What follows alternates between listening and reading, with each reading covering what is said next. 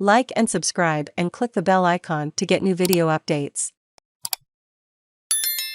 WA industries are big polluters, and Labor's 2030 emissions target could hit them hard. Western Australia is known as the engine room of the national economy, but with the change of government it will have to do a lot of heavy lifting when it comes to the so-called green transformation. The state is home to about one-third of the country's biggest greenhouse gas emitters, which collectively produce about as much carbon dioxide as Sweden. While protests about climate change have been getting louder, emissions from this growing group, which includes oil and gas producers, alumina refineries and iron ore mines, have been quietly going up, not down. It is not that no one has been watching.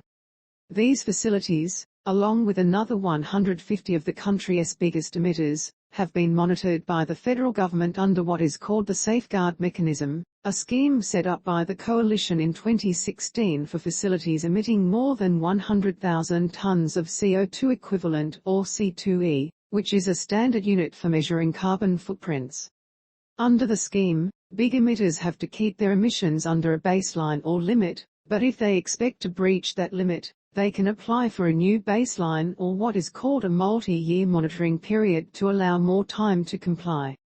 WA emissions growing. The new Labor government has pledged to strengthen the scheme, which will not be hard according to critics who say since it has been operating, companies have been given far too much wriggle room.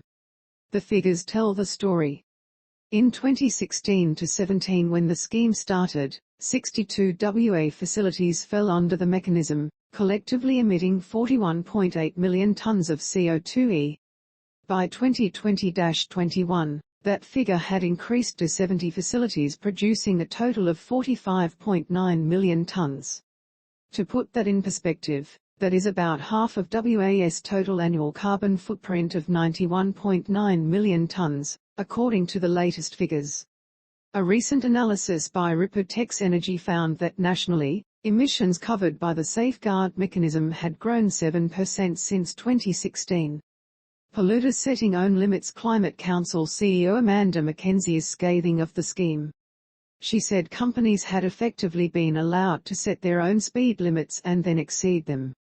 Huge fossil fuel companies are consistently speeding and the limits that they are setting themselves are not adequate, she said. The whole idea of any policy on climate change is that it should be there to reduce emissions. And unfortunately across that area of the economy where it is supposed to cover, there hasn't been any substantive reduction in emissions.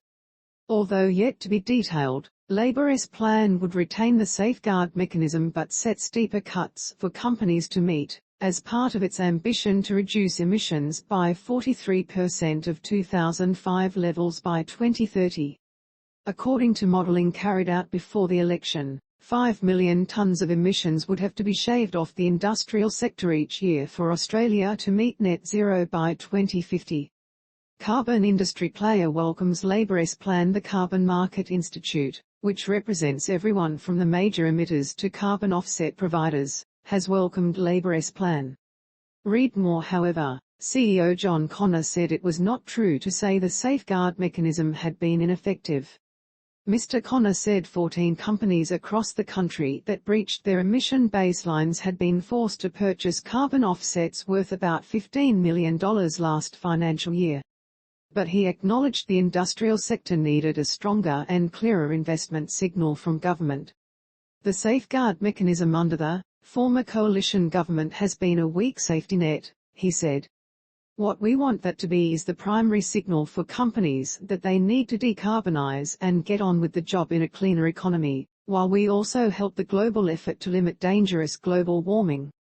Australian oil and gas helps others decarbonise. That is where Woodside Chief Executive Meg O'Neill believes the incoming government needs to strike a balance between bringing down local emissions and supplying what she says is a vital transition fuel to overseas countries.